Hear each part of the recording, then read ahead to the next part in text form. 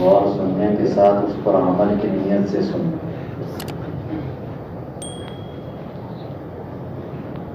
اللہ پاک نے قرآن میں صحابہ کی صفت بیان کی. سمعنا، وہ سنتے ہیں، دھیان سے سنتے ہیں.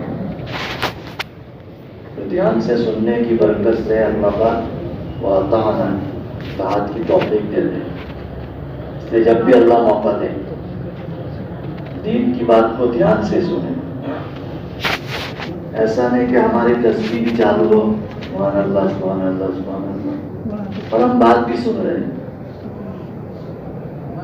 یہ آداب مجلس کے خلاف ہے. اللہ نے ہم کو دو آنکھیں دی ہیں، لیکن ایک وقت میں دونوں آنکھوں سے ایک چیز، ایک ادھر دیکھے ایک ادھر دیکھے، ایسا نہیں ہو سکتا. اللہ نے دو کان دیے ہیں، شکل کے اعتبار سے دو ہیں، لیکن ایک ہی وقت میں ادھر سے بھی سنیں ادھر سے بھی سنیں، ایسا نہیں ہو سکتا. دین کے مسئلے میں آدھا سنا آدھا باؤنس چلا گیا، پھر اس پر نقصان کیا ہوتا ہے؟ پھر آدمی دلیل کرتا ہے میں نے بیان میں سنا تھا، برابر سنا تھا، مولانا نے اثر کے بعد یوں ہی بیان کیا، حالانکہ وہ غلطی پر ہوتا ہے کیونکہ اس نے آدھی بات سنی. جیسے اس کی مثال دیکھ، مولانا جو تھے وہ نماز پڑھاتے تھے، ہلکے نماز پڑھاتے، ہلکے ہلکے نماز پڑھاتے. کسی نے پوچھ لیا حضرت کیا بات ہے؟ اب ہلکے نماز پڑھا رہے ہیں. بولا تجھے نہیں معلوم؟ حدیث میں آیا ہے ہلکے نماز پڑھا رہے ہیں. اصل میں وہ الفاظ تھا ہلکی نماز پڑھا رہے ہیں. اب ہلکی کو ہلکی مطلب مقتدی پر بوجھ نہ ہو، لوگوں پر بوجھ نہ ہو، ہلکی نماز. انہوں نے ہلکی کو ہلکے میں لے لیا. اس کے دھیان سے سننا، عمل کی نیت سے سننا. آج کل ہم سنتے تو ہیں الحمدللہ، لیکن اس کو کانوں کی لذت سمجھتے ہیں. بیان کے بعد تذکرہ ہوگا، عمل کا تذکرہ نہیں ہوگا. مقصد نے ماشاءاللہ بہت اچھی بات کی، ان کا آواز بہت اچھا تھا، اور جو لطیفہ بولا نا وہ تو ایک دم پرفیکٹ مست لگا. ایک دم سارے مذاکرے یہی چلیں گے. ابھی 4 دن بیان ہوئے، 5 دن ہم لوگ نے اپنی مجلسوں میں اس کے مذاکرے کیے ہوں. لیکن مولانا کا کہنے کا مقصد کیا ہے، مولانا حدیث کی روشنی میں کیا کہتے ہیں، اس سے کسی کو لینا دینا. وہ منصب آئے تھے، انہوں نے تو کیا ایک دم بہترین انداز میں بات. اس کے بیان سے پہلے یہ 2-4 باتیں عرض کر دوں. وہ دھیان سے سنیں، عمل کی نیت سے سنیں، لوگوں تک پہنچانے کی نیت سے سنیں. یہ بھی قرآن کا حکم ہے. الذین آمنوا وعملوا الصالحات وتواصوا بالحق وتواصوا بالصبر. حق بات کی دعوت دینا اور اس پر آنے والی تکلیف پر صبر کرنا. یہ لوگ نقصان اور خسارے میں نہیں ہیں.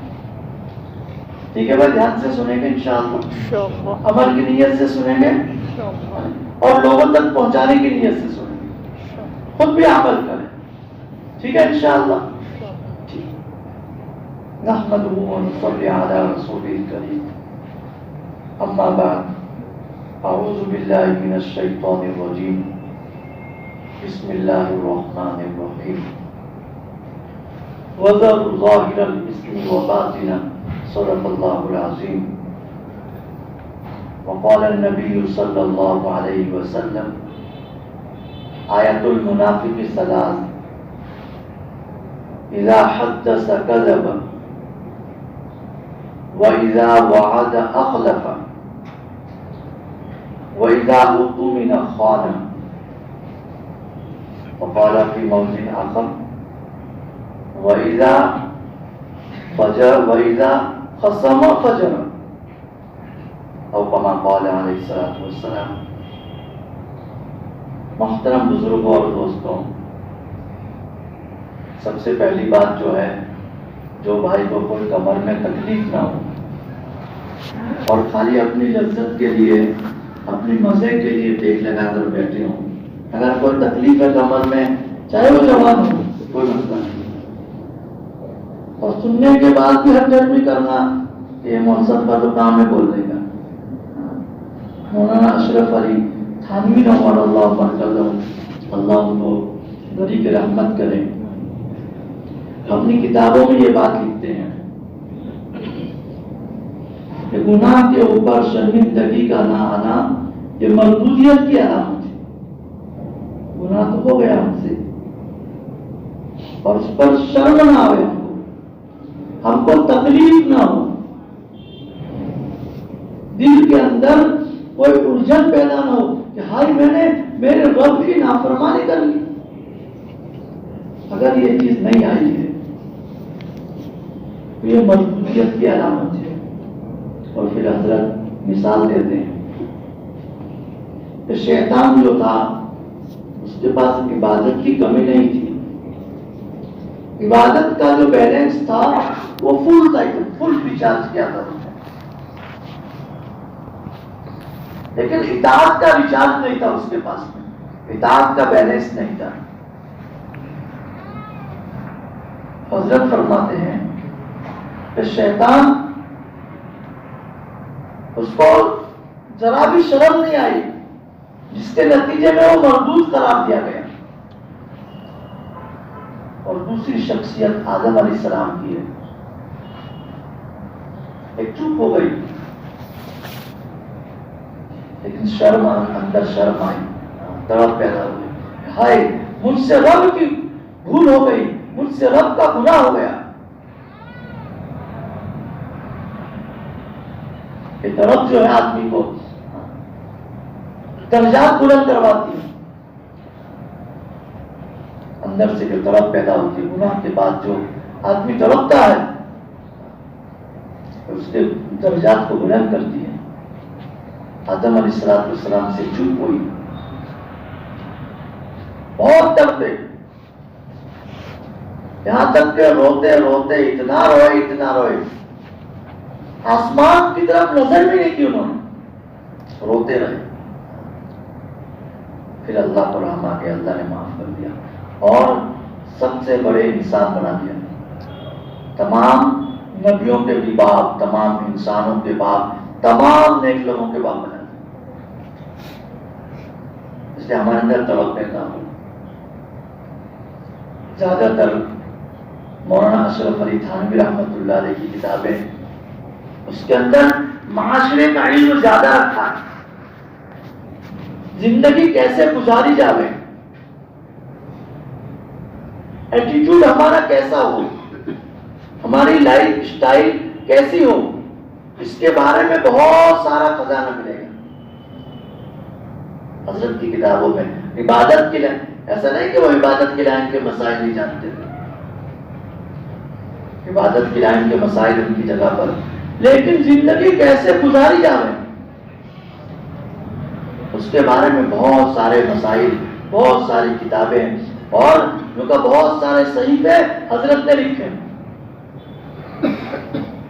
کہ مسلمان کیسا ہونا چاہیے۔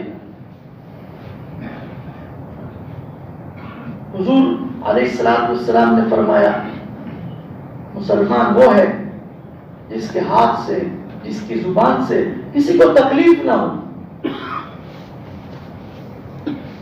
آج ہم سب بیٹھے ہیں اللہ کے گھر میں بیٹھے ہیں، ہم غور کریں ذرا، سوچیں کیا میری ذات سے، میری زبان سے، میرے ہاتھ سے میں نے کسی کو تکلیف پہنچائی کہ نہیں پہنچائی؟ ابھی ایک نظام چلتا ہے، خانقاہ نظام الحمدللہ، اور رمضان کا ماحول ہے، ہماری بستی سے گھر سے نماز پڑھنے والے ساتھی آتے ہیں، اب گھر قریب میں ہے، چند قدم پر ہے، 5-10 قدم پر، 10 قدم، 20 قدم، 25 قدم پر، لیکن بائک لے کر آتے ہیں اور اس میں اپنے آپ کا پتہ نہیں کیا زندگی اور کیا لائف سمجھتے ہیں. بائک کو ایسی پارک کرتے ہیں کہ اس سے ہزاروں لوگوں کو تکلیف ہو. بھائی صحیح بات ہے، اگر غلط ہو تو بولنا. اور میں یہ سمجھ رہا ہوں کہ میں تو مسجد میں عبادت کے لیے آیا ہوں، میں مسجد میں تہجد کے لیے خانقاہ میں مجلس میں آیا ہوں، اور میں ذکر کر رہا ہوں، میں دعا کر رہا ہوں، اور میری گاڑی کے ذریعے سے ہزاروں لوگوں کو تکلیف ہو رہی ہے. اس کی مثال تو ایسی ہے کہ سارے اے سی چالو ہے اور کھڑکیاں بھی کھلی ہوئی ہے، دھوپ بھی آ رہی ہے، گرمی بھی آ رہی ہے، کوئی مسئلہ نہیں. سب سے پہلی بات تو پیدل آنا چاہیے گھر سے. حضور نے ارشاد فرمایا بنو ثقیف کے لوگوں کو، انہوں نے درخواست کیا رسول اللہ ہمارا گھر مسجد نبوی سے بہت دور ہے، ہم چاہتے ہیں کہ مسجد نبوی کے قریب آ جائیں تاکہ ہم مسجد میں جلدی سے آ جائیں. پیارے رسول اللہ صلی اللہ علیہ وسلم نے منع فرمایا کہ آپ وہیں رہو، آپ گھر سے مسجد آئیں گے آپ کو ہر قدم پر نیکی ملے گی. اب ہم جو مجبور ہیں اس کی بات نہیں ہے، لیکن ہٹا کٹا جب نوجوان آدمی ہے اور بائک لے کر آتا ہے. کل کی بات بتا رہا ہوں میں، ہمارے دروازے کے سامنے ایسی بائک رکھی تھی کہ جانے کا راستہ ہے، مجھے لگا کہ اب کود کے جانا پڑے گا. اب ایسا نہ سمجھنا کہ مول صاحب کو تکلیف پڑ گئی اس لیے مول صاحب بائک کا کیا بھڑاس نکال رہے ہیں، نہیں، یہ بھی ایک زندگی ہے، معاشرہ ہے. اگر گاڑی لے کر آئے ہیں تو اچھی طرح پارک کی جائے. اب یہ راستہ عام راستہ ہے، شاہراہ عام ہے، ایسے راستے پر تو حضور صلی اللہ علیہ وسلم نے بیٹھنے سے منع فرمایا. شاہراہ عام پر اگر بیٹھنا ہو تو بھی فرمایا اس کے حقوق کو ادا کیا جائے. اب ہم دیکھتے ہیں مغرب کے وقت بیچارے کتنے لوگ اپنے گھر جانے والے ہوتے ہیں، برادران وطن میں سے، مستورات میں سے، اور ہم ایسی گاڑیاں پارک کرتے ہیں کہ وہ بیچارے پریشان ہو جائیں. اس لیے میرے بھائی دوستوں بزرگوں، یہ بھڑاس نہیں ہے، یہ ایک زندگی ہے، اس کو عمل میں لانے کی ضرورت ہے. ڈسپلن اسلام نے سب سے زیادہ سکھایا ہے. یہاں تک کہ ہماری شریعت کو آپ دیکھو، ناخن کاٹنے کا بھی ڈسپلن ہے. بھائی کیسے ناخن کاٹا جائے، استنجا کیسے کیا جائے، اس کا بھی ایک طریقہ ہے. اسلام ایسا بے ڈھنگا دین نہیں ہے جس کو جو مرضی میں آیا، جو ٹوپی پہننا پہن لو، جو کرتا پہننا پہن لو، نہیں. ہمارا اسلام ایک معاشرہ ہے، ایک زندگی ہے، اور اللہ کا پسند کیا ہوا ہے. ان الدین عند اللہ الاسلام، اللہ نے دین اسلام کو پسند کیا ہے. اللہ نے پسند کیا ہے تو کیا اللہ ایسی گڑبڑ والی چیزیں پسند کرے گا؟ یہ ایک بات ہو گئی پارکنگ کے متعلق. دوسری بات ہو گئی ہمارے خاندان میں بہت سارے ساتھی ہیں ماشاءاللہ، تو جس کی مرضی میں آتا ہے کوئی اے سی چالو، اے سی کو بند کر دیتا ہے. اور یہ وقف کا مال ہے، یہ متولی صاحب کا بھی نہیں ہے، ہمارے حضرت یوسف صاحب کا بھی نہیں ہے، اور اگر یہ جو خانقاہ کے جو ناظم ہے خانقاہ میں خدمت کرتے ہیں ان کا بھی نہیں ہے. یہ وقف کا مال ہے، امت کا مال ہے. اگر خدا نہ خواستہ چالو اے سی کو ہم نے بند کر دیا ڈائریکٹ سے اور کوئی سرکٹ اڑ گئی، میرے کو تو پتا نہیں کتنے کی آتی ہے، لیکن شاید اے سی کے اندر سرکٹ ہی اصل روح ہے، اب وہ فوت ہو گئی، کتنا نقصان ہو جائے گا. اور ہم تو ماشاءاللہ 10 دن کا احتکام کر کے چلے گئے ہمارے گھر پر. تو اس لیے میرے بھائی اور بزرگوں، خدمت والے متعین ہیں، اے سی چالو کرنے والا ساتھی متعین ہے، یعنی آپ کو چائے پلانے والا ساتھی متعین ہے، آپ کو کھانا کھلانے والے متعین ہیں، آپ کی تمام ضرورتوں کو پورا کرنے کے لیے روزانہ مشورہ ہوتا ہے. بھائی جس کو فری کی چائے لگتی ہے اس کے لیے بھی ساتھی متعین. تو اللہ کے واسطے اس کا احترام کریں، مسجد کا بھی احترام کریں. ہم پلیٹ فارم پر نہیں رہ رہے ہیں، ریلوے اسٹیشن پر نہیں ہیں، ہم اعتکاف میں اللہ کے در پہ پڑے ہوئے ہیں، اور ہمارا نام کیونکہ اللہ کے دشمنوں میں لکھا جاوے۔ کل بھی میں نے بتایا تھا تعلیم میں، حدیث پاک میں آتا ہے کہ بندہ مسجد میں باتیں کرتا ہے، دنیا کی باتیں کرتا ہے، فحش باتیں کرتا ہے، ایران قرآن کی باتیں کرتا ہے، فرشتے سمجھاتے ہیں بھائی ذرا خاموش ہو جائے، بس اللہ کے لیے بس کر، کیا کرے، لیکن آدمی نہیں سنتا ہے، آدمی اپنی مرضی سے چلتا ہے، دیکھی جائے کیا کرے۔ پھر فرشتے کہتے او بھائی، او اللہ کے دشمن چپ ہو جائے،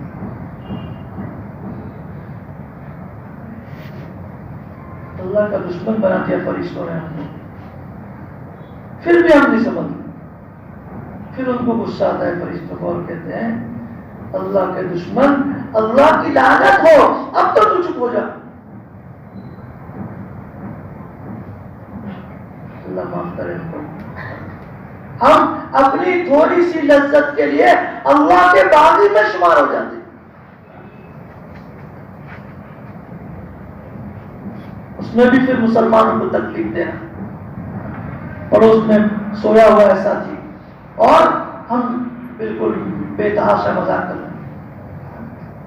بلکہ ایک مرتبہ حضرت عمر رضی اللہ تعالیٰ عنہ خلیفۃ المسلمین ہیں، مسجد نبوی میں تلاوت کر رہے ہیں اور دیکھا کہ دو ساتھی ہنس رہے ہیں، باتیں کر رہے ہیں، مستی کر رہے ہیں، تو ادھر آ کہہ کے بلا سکتے تھے لیکن اپنی آواز کو نہیں نکالا، انہوں نے کنکر اٹھایا، ان کی طرف پھینکا، ان کو پھر اشارے سے بلایا، کہا کہ آپ کہاں سے ہو؟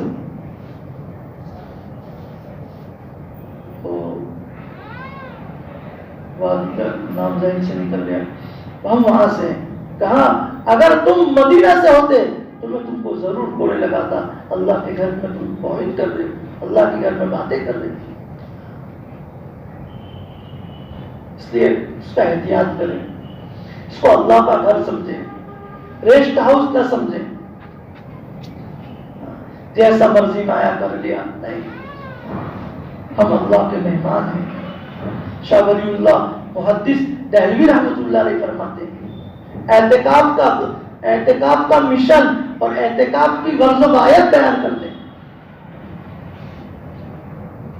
حضرت فرماتے ہیں اعتکاف کی غرض یہ ہے کہ ہمارے خیال کی شدھی ہو جائے، یہ گجراتی ترجمہ، ہمارے بشار جو ہے، ہمارے دماغوں میں جو خیالات ہیں اس کی شدھی ہو جاوے، پاکی ہو جاوے، اور ہمارا دل اللہ سے جڑ جاوے، یہ اس کا مقصد ہے۔ ہم 10 دن اللہ کے گھر میں پڑے ہیں اور ایک لمحہ کے لیے اگر میرے دل میں میرے خدا کی محبت نہیں آئی، ایک لمحے کے لیے، افسوس کی بات ہے میرے بھائی، ڈرنے کی بات ہے، ڈرنے کی بات ہے۔ اس نے مولانا حضرت مولانا اشرف علی تھانوی رحمۃ اللہ فرماتے ہیں گناہ کرنے کے بعد شرمندگی نہ ہو تو یہ مردودیت کی علامت ہے۔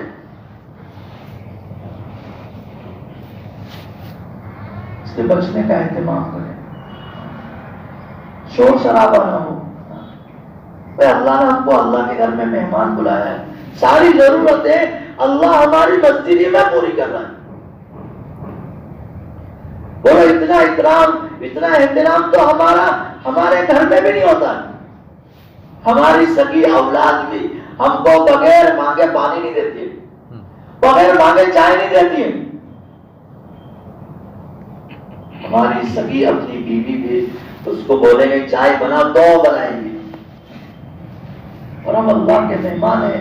اللہ نے کتنا کرم کیا ہے، اللہ کے گھر میں رہ کر ساری ضرورتیں بغیر مانگے اللہ پوری کر رہا ہے۔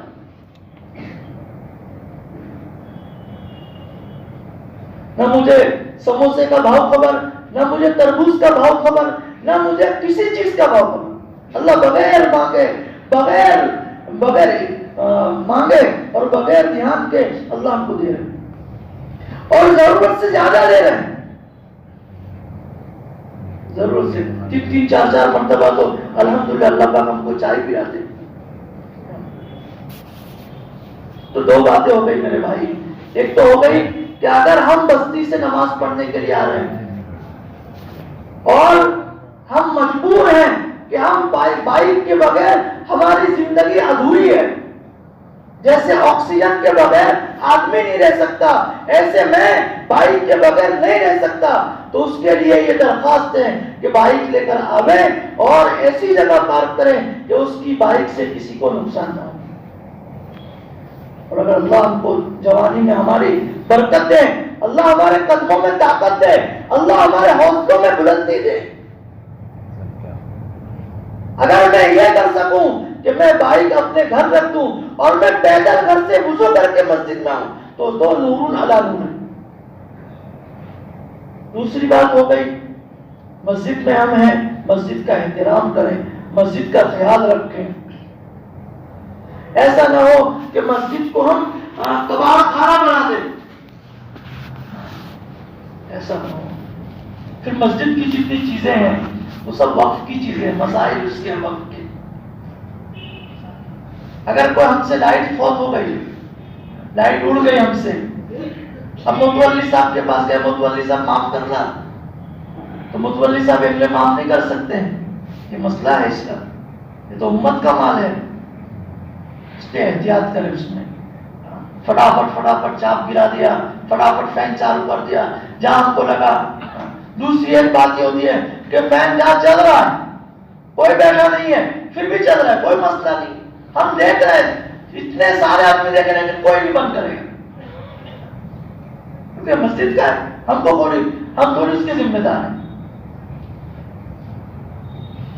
تیسری بات ہے کہ کسی مسلمان کو ہم سے تکلیف نہ ہو، کسی مسلمان کو، چاہے وہ بڑا ہو چھوٹا ہو، ذمہ دار ہو یا نہ ذمہ دار ہو یا بچہ ہو، کوئی بھی ہو، ہماری ذات سے کسی کو تکلیف نہ پہنچے۔ پیارے آقا صلی اللہ علیہ وسلم نے تو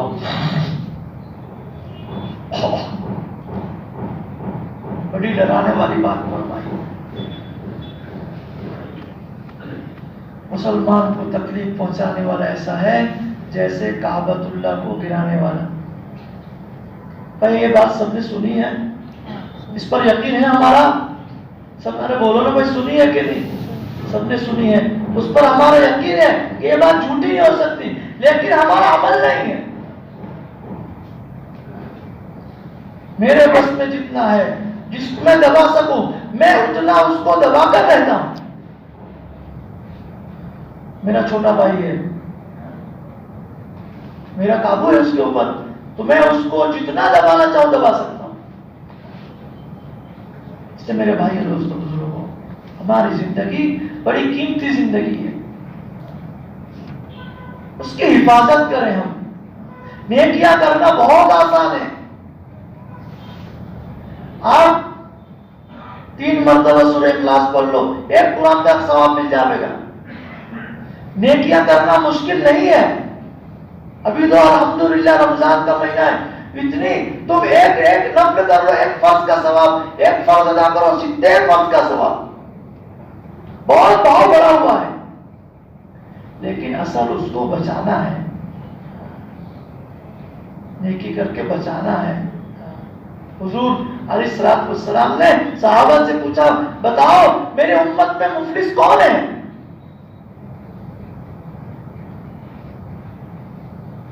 سب نے کہا یا رسول اللہ، جس کے پاس مال نہ ہو وہ مفلس ہے۔ فرمایا میرے امت کا مفلس وہ نہیں جس کے پاس مال نہ ہو، میرے امت کا مفلس وہ ہے جو ڈھیر ساری نیکیاں لے کر آوے قیامت کے میدان میں، بہت پہاڑ سے بھی زیادہ نیکیاں، لیکن کسی کو گالی دی، کسی کا پیسہ ہڑپ کر لیا، کسی کو برا بھلا کہا، سب آ کے کھڑے ہو گئے اللہ کے پاس، یا اللہ اس نے ہم کو برا بھلا کہا، کیا کریں اب؟ ڈالر پاؤنڈ پیسہ یورو سب ختم، صرف نیکی چلے گی وہاں تو کیا کریں؟ بھائی اس کی نیکی ان کو دے دو، سب ختم ہو گئے نیکیاں بھی، اور لیندار باقی ہے، اب کیا کریں؟ ان کے گناہ اس کے سر پہ ڈال دو، اور اس بندے کو جو گناہ اس نے کیا نہیں ہے اس کی سزا بھگتنے کے لیے جہنم جا رہا ہے۔ اس کے میرے بھائی اور دوستوں بہت احتیاط کر باوا فرماتے کہ ہماری زندگی احتیاط والی ہو، احتیاط والی، ایسا نہیں جو من میں آیا بول دیا، اور پھر اللہ حفاظت کرے، امان الحفیظ، آدمی کیا بولتا اپنے تو ایک دم روکڑے آدمی ہے، اور صاحب اپنے تو تڑکا پھڑ کر دیتے ہیں، اپنے روکڑے آدمی ہیں۔ اس نے کتابوں میں لکھی بات، پیر ننھی میاں رحمۃ اللہ علیہ کی مجلس میں ایک مرید نے کہا حضرت سنت ہی تو ہے، کیا کہا حضرت یہ سنت ہی تو ہے؟ حضرت نے فرمایا بھائی بات تو سنت ہی ہے لیکن تیرا لہجہ یہ کفر کا بتا رہا۔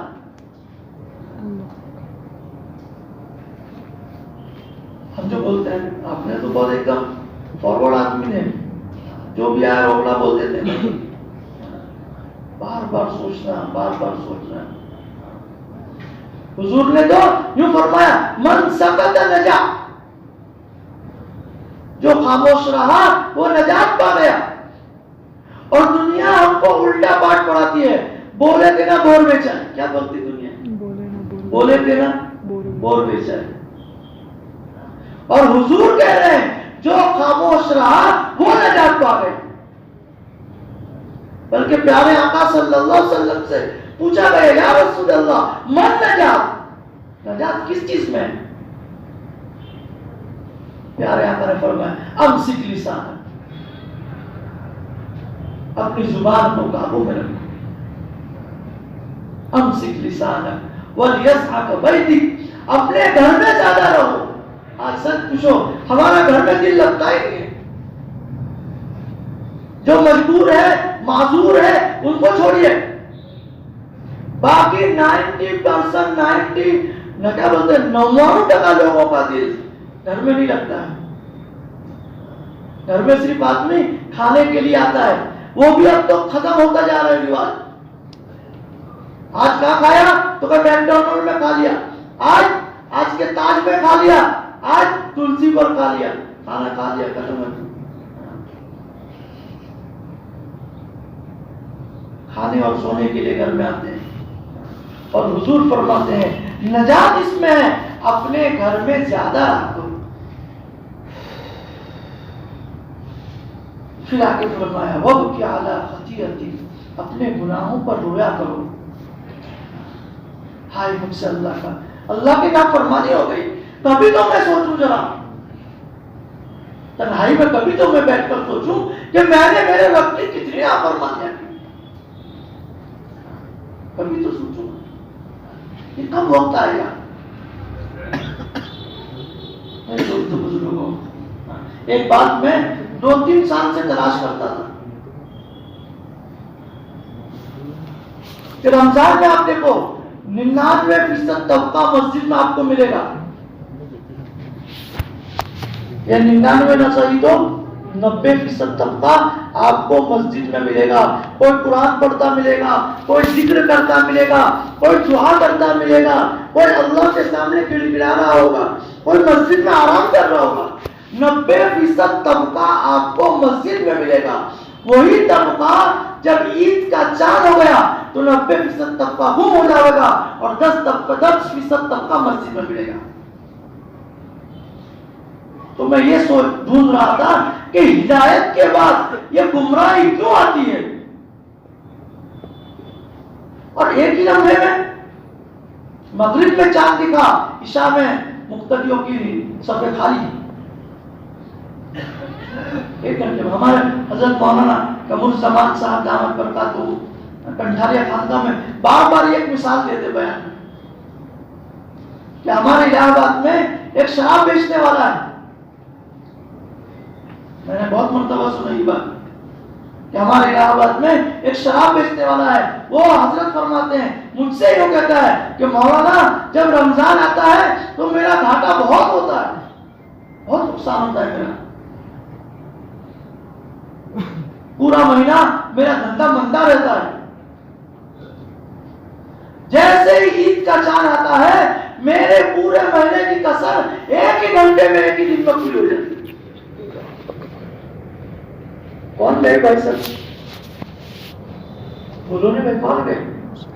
سب روزدار گئے, سب معتکف میں سے گئے, سب مسجد میں سے گئے, سب گھروں میں سے گئے, سب روزدار گئے, اور اس کے پورے مہینے کی جو دھندے کی مندی تھی ایک ہی دن میں ختم ہو گئی. تو میں تلاش کرتا 3 سال ہو گئے, 4 سال سے کہ ہدایت کے بعد گمراہی کیوں آتی ہے. بہت سارے لوگوں کو بھی پوچھا میں نے, بڑے بزرگوں سے بھی, لیکن جواب ملے, لیکن ایک جواب جو ملا وہ اصل سنانا ہے ہم کو. بہت سارے جواب ملے. اہل معرفت کا اس پر اتفاق ہے کہ ہدایت کے بعد جو گمراہی آتی ہے اس کا سب سے بڑا سبب جو ہے وہ تنہائی کے گناہ ہے. ہمارے تنہائی کے گناہ. آدمی باہر تو صاف ستھرا ایک دم بزرگ ولی اللہ لگتا ہے, ہاتھ میں سے تسبیح نہیں لگتا ہے نیچے, لیکن تنہائی میں کیا کرتا ہے وہ آدمی خود جانتا ہے, اللہ جانتا ہے. تنہائی کے گناہ, اس سے بچا جائے. ابھی تو اللہ حفاظت کرے, ایسے ماحول پیدا ہو گیا ہے کہ ادھر شوہر ہے, ادھر بیوی ہے, ادھر بیٹا ہے, ادھر بیٹی ہے, اور چار تنہائی کے گناہ میں مبتلا. سب اپنے موبائل میں لے کر چیٹنگ کر رہے ہیں. وہ اس کے نام محرم سے کر رہا ہے, وہ اس کے نام محرم سے کر رہا ہے, وہ اس کے نام محرم سے کر رہا ہے, اور کسی کو اس کی پرواہ نہیں. پڑوس میں بیوی بیٹھی ہے, پڑوس میں بیٹا بیٹھا ہے, لیکن کسی کا کوئی تعلق نہیں. 1-2 سال پہلے ایک ٹیچر کا لیکھ آیا تھا گجرات سماچار کی کالم کے اندر میں. یہ مہسانہ طرف کا قصہ ہے. اسکول کی ٹیچر پریکشا کی سپلیمنٹ کی چیک کر رہی تھی. دیکھتے دیکھتے ایک بچے نے نبند لکھا تھا مائی لائف کے اوپر, بولا میرا ایمبیشن میں کیا ہونا چاہیے. تو اس نبند کے اندر بچے نے لکھا کہ میں یہ چاہتا ہوں کہ میں آئی فون بن جاؤں تاکہ ہمیشہ اپنی اماں کے پلس میں رہوں, اپنی اماں کے داروں سے چمٹا رہوں, اپنی اماں کے کانوں سے لگا رہوں. بہت ساری چیزیں اس نے لکھی. اس ٹیچر کو بہت غصہ ہے. واقعہ بالکل صحیح ہے, ایسا جوکس نہیں ہے یہ. اس ٹیچر نے اپنے گھر والے کو بولا دیکھو آج اس ٹیچنگ کا اور بڑھتر کا کلچر کتنا نیچے چلا گیا, اس بچے کو لکھنا کیا تھا, کیا لکھ کے آ گیا. دونوں بحث کر رہے ہیں. پھر انہوں نے دیکھا کہ چلو کم سے کم نام تو دیکھوں یہ بچے کا کیا نام ہے, میری کلاس میں پڑھتا ہے تو مجھے پتا چلے. تو دیکھا کہ وہ تو خود میرا ہی بیٹا ہے, وہ خود ٹیچر کا بیٹا نکلا. اس کو اور غصہ آ گیا اور اس نے دھمکایا, بیٹے کو بلایا, دھمکایا برابر, تمہیں میری نام کاٹ دی, تمہیں تو میں تجھے اتنا محنت سے پڑھاتی ہوں, ایسا ویسا سب بولا. بیٹے نے بولا کہ اماں اصل بات یہ تھی کہ آپ جتنا پیار آئی فون سے کرتی ہے اس سے 1% اگر مجھ سے کر لیتی تو یہ میرے لکھنے کی نوبت نہیں آتی. آج ہمارے گھروں میں یہی ہو رہا ہے.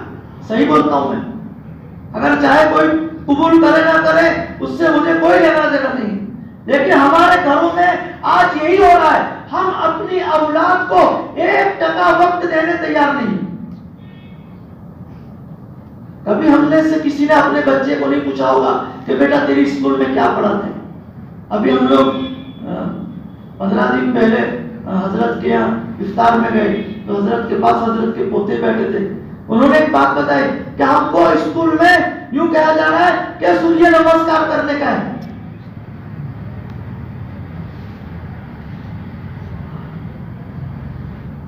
اب اگر ہم کو پتا ہوگا تو ہم اپنے بچے کو کہیں گے بیٹا یہ تو کفر ہے یہ سب, لیکن ہم پوچھتے ہی نہیں. کبھی فون میں ہم دیکھتے ہی نہیں, بچے کو دے دیا جاؤ جو کرنا ہے وہ کرتے رہو, کوئی مسئلہ نہیں. اس سے میرے بھائی اور دوستوں بزرگوں, ایک زندگی ہے, ایک بہترین زندگی گزارنے کی ہم کوشش کریں. اس کے لیے سب سے بہتر چیز جو ہے کہ ہماری زندگی میں اسلامی طریقے آئے. ہمارا کلچر, ہم پوری دنیا میں پورے ملک میں اسلامی حکومت قائم نہیں کر سکتے, لیکن اپنے 5 فٹ کے ڈھانچے پر ہم اسلامی شریعت کو نافذ کر سکتے ہیں.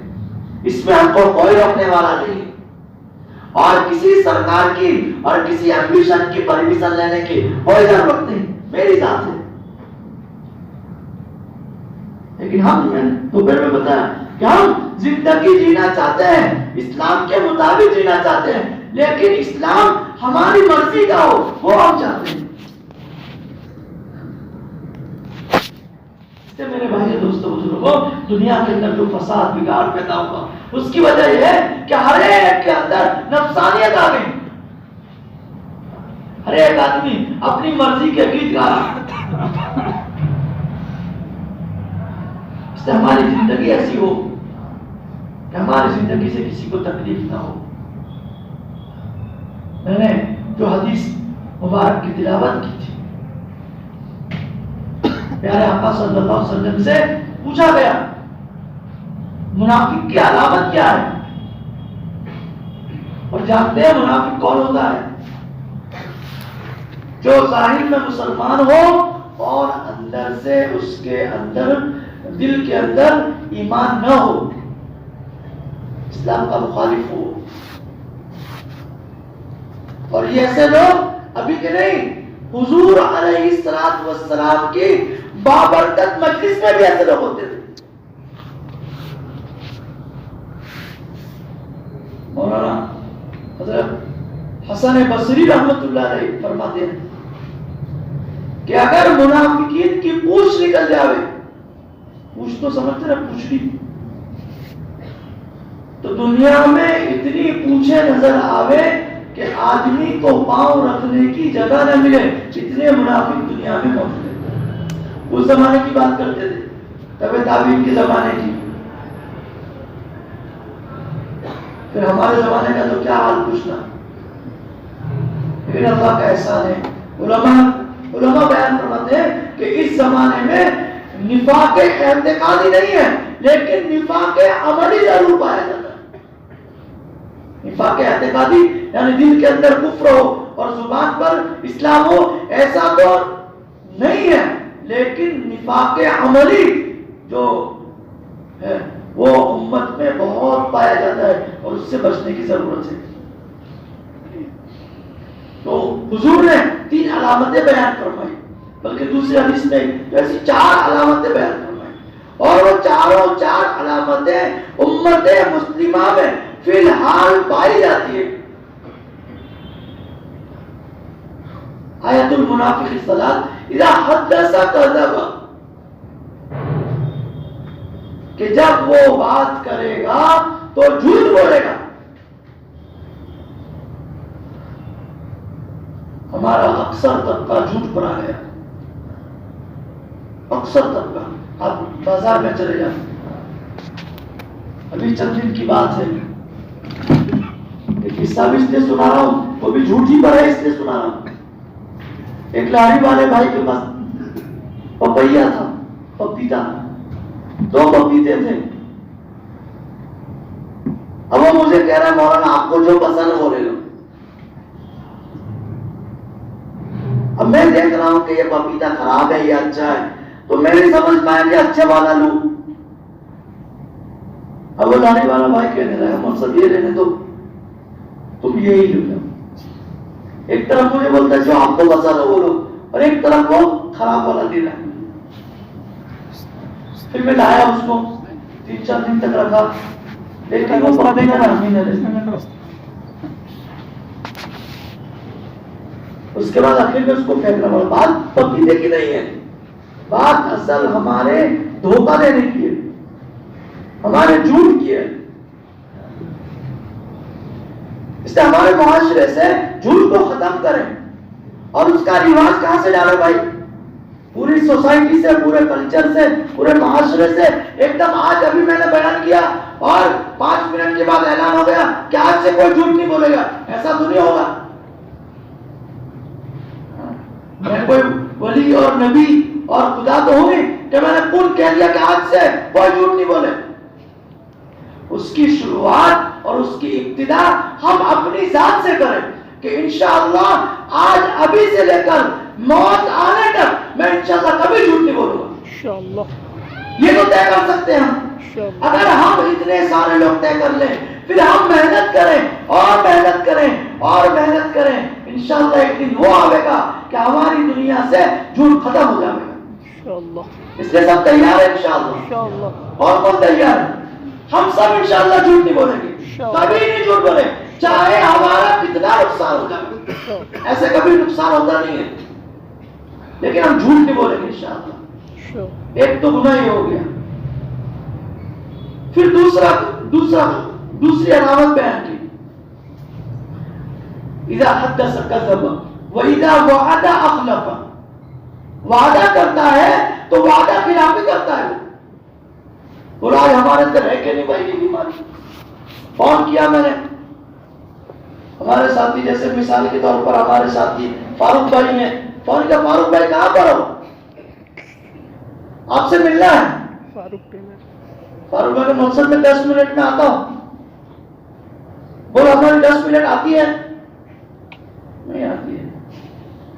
پھر فون کریں گے تو فاروق بھائی تم آئے نہیں, ارے منصب میں تو بھول ہی گیا. یہ دوسرا گناہ ہو گیا. ایک تو وعدہ خلافی ہوئی, پھر دوسرا گناہ جھوٹ بولنے کا ہوا. بھائی اگر ہم نہیں جا سکتے ہیں, ہم کام نہیں کر سکتے, بالکل بنداس بولتے ہیں, منصب نہیں ہوگا ہم سے, ختم مسئلہ. کوئی آیا ہمارے پاس, بھائی ہمارے یہ کام ہے, اگر ہم نہیں کر سکتے بالکل بے دھڑک بول دو, ہم سے نہیں ہوگا. اس میں ہماری پکڑ کبھی نہیں ہوگی. لیکن ہم جانتے ہیں کہ میں یہ کام نہیں کر سکتا, پھر بھی اس کو اچھا لگا, منصب تم ٹینشن مت لو, میں 3 بجے کر ہی دوں گا. وہ تو یہ وعدہ خلافی ہم کو نفاق کے گڑھے تک لے جاتی ہے. پھر تیسرے نمبر پر فرمایا, جب اس کے پاس کوئی امانت رکھی جاوے تو وہ امانت میں خیانت کرتا ہے. وَإِذَا أُوتُوا مِنَ خَانَ. امانت 2 طرح کی ہوتی ہے. ایک تو بیلنس جیسے پیسہ, روپیہ, گھر, جو بھی ہو, اور ایک ہوتا ہے پالی بیل امانت. بات کہی کسی کو کہ بھائی آپ کسی کو مت بولنا, میں نے ساتھی سے بات کی, یہ کسی سے بتانا مت, ایک امپورٹنٹ بات ہے اور یہ میری اور آپ کے بیچ کی بات ہے. بولا ہمارے معاشرے میں یہ ہے کہ نہیں, ابھی تو بات کہنے کو 1 گھنٹہ بھی نہیں ہوگا یا 2 گھنٹے نہیں ہوں گے اور وہ بات پورے گاؤں میں پھیل جائے گی. اور بولنے والا کیا کہے گا, دیکھو تو کسی کو مت بتانا, اور صاحب نے صرف مجھے بولا ہے, میری بھی عزت کا سوال ہے, ذرا تو کسی کو مت بتانا. اب اس نے اس کو بتایا, وہ اس کو بتایا, تو کسی کو مت بتانا. اور ابھی تو ہماری مجلس ختم نہیں ہوئی اور وہ بات پوری عام ہو. چوتھے نمبر پر فرمایا وَإِذَا خَصَمَ فَجَرَ. جب جھگڑا ہوتا ہے تو گالی گلوچ کرنے لگتے ہیں. یہ بھی ہمارے معاشرے میں ایک کلچر بنا ہوا ہے گالی دینے کا, اور خاص کر ہماری مسلمان برادری گالی دینے کو فخر سمجھتی ہے, اور ایسی ایسی نئی نئی گالی ایجاد کر رہے ہیں روزانہ کہ آدمی کو بولنے میں بھی شرم آ جائے. اس سے میرے بھائی دوستوں کو ضرور اللہ پاک سے دعا کریں, اللہ پاک ہم سب کو کہنے سننے سے زیادہ عمل کی توفیق دے. اگر کوئی بات غلط بول دی ہو غلطی سے, ایسے تو غلط تو ہوتی نہیں بات, جو بھی ہے وہ شریعت ہی کی بات ہے, لیکن اگر کسی کو لگا ہو کہ مجھ پر کوئی تانا مارا ہے تو میں اس سے مجلس میں معافی مانگتا ہوں کہ ایسا میرے دل میں کوئی بات نہیں ہے، مجھے معاف کر دیں۔ اللہ پاک ہم سب کو کہنے سننے سے عمل کی توفیق عطا فرمائے۔ اب انشاءاللہ ہم ختم خاتمہ کے لیے بیٹھیں گے، سارے ساتھی قطار میں بیٹھ جائیں۔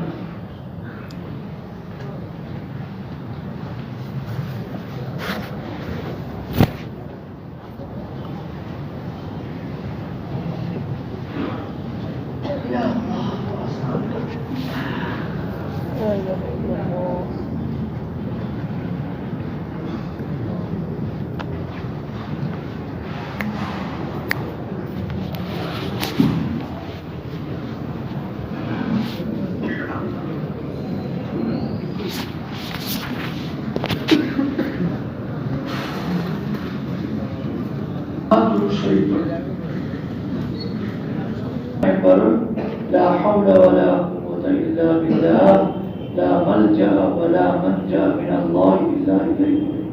أعوذ بالله بسم الله کے ساتھ سورہ علم نشرح لا حول ولا قوة إلا بالله، لا ملجأ ولا منجا من الله إلا إليه۔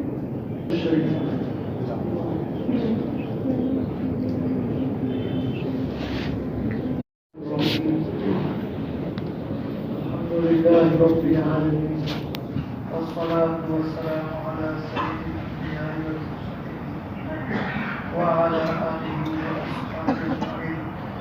يا أرحم الراحمين، يا أرحم الراحمين، يا أرحم الراحمين، ہم سب کے سب آپ کے کمزور بندے ہیں۔